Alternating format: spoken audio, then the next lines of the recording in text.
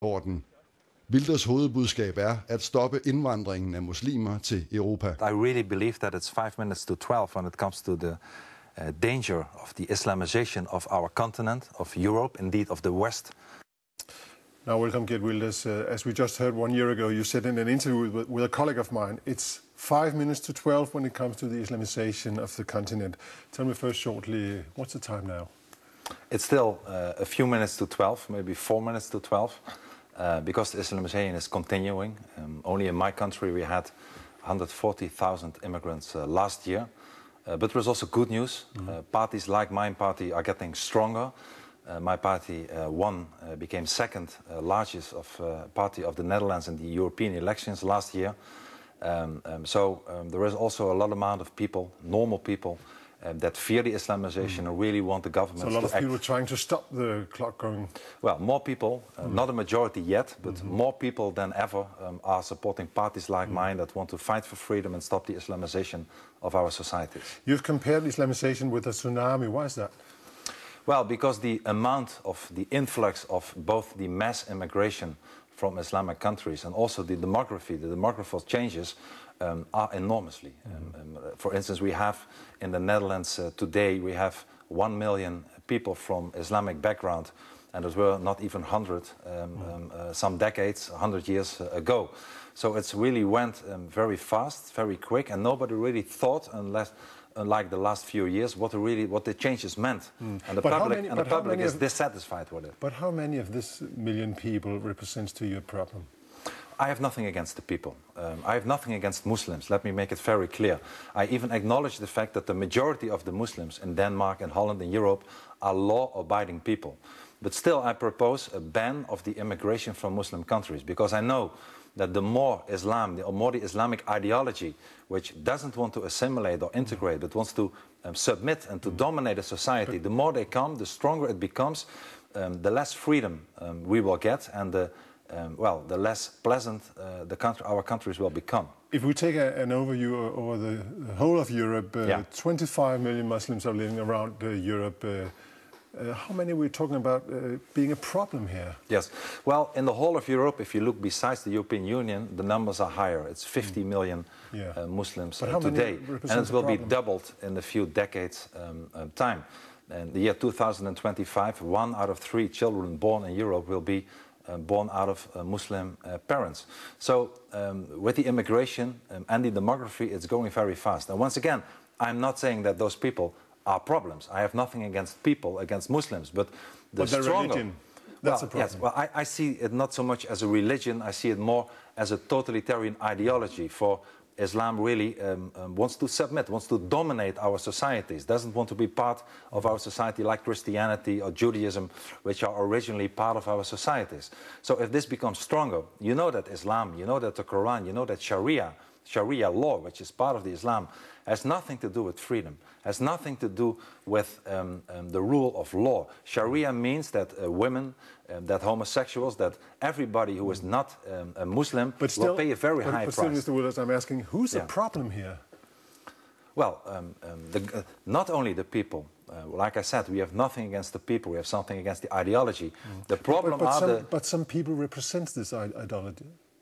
Of course, people tend to believe in it. And the biggest problem we face today is not only the immigration from Muslim countries and the demography, but also our weak leaders, the leaders of our countries, like the Netherlands and other countries. But again, what's the number of people we're talking about here?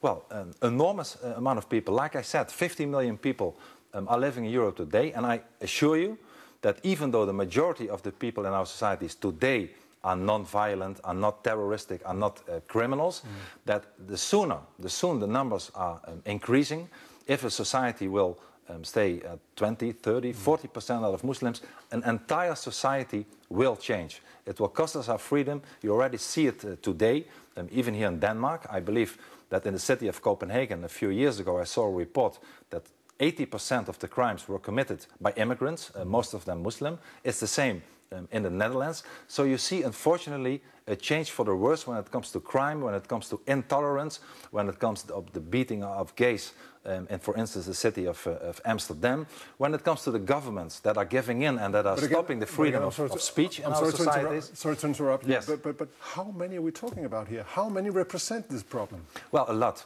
There was many surveys. What's a lot from your point of view? Millions, tens of millions. There was a survey. What about this tens of millions? Please, you asked me a question. I want to finish my answer.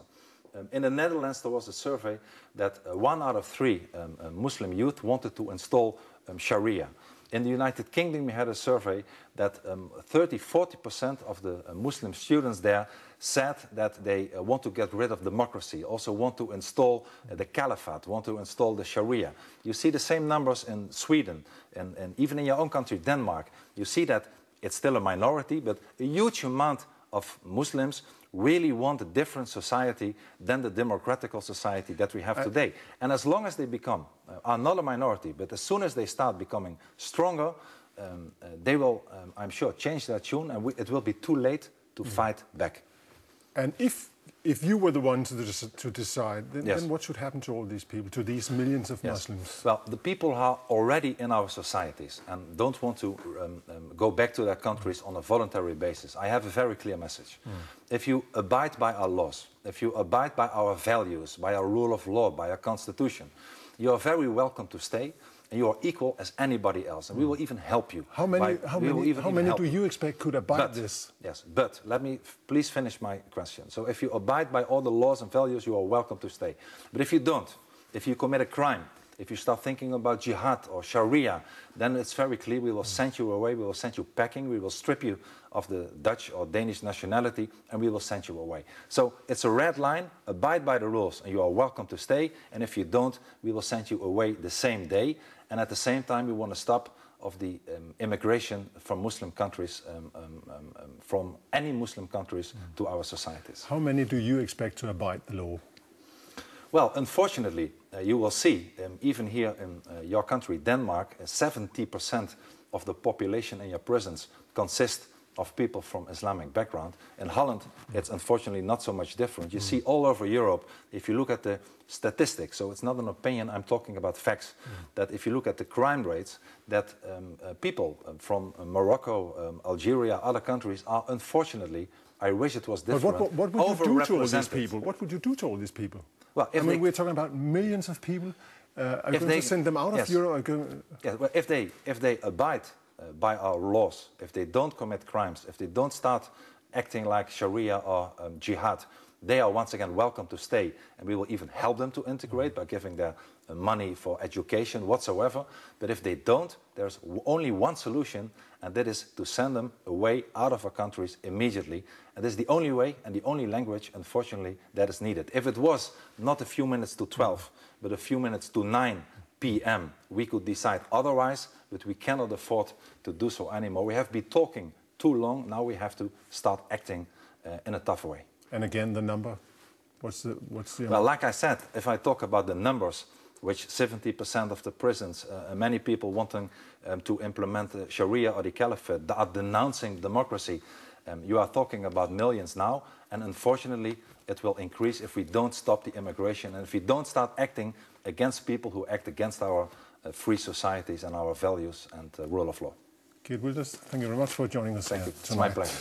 Og fortsættelse følger på Christiansborg i morgen, nemlig når Geert Wilders, som nævnt, er blandt talerne på en konference om ytringsfrihed.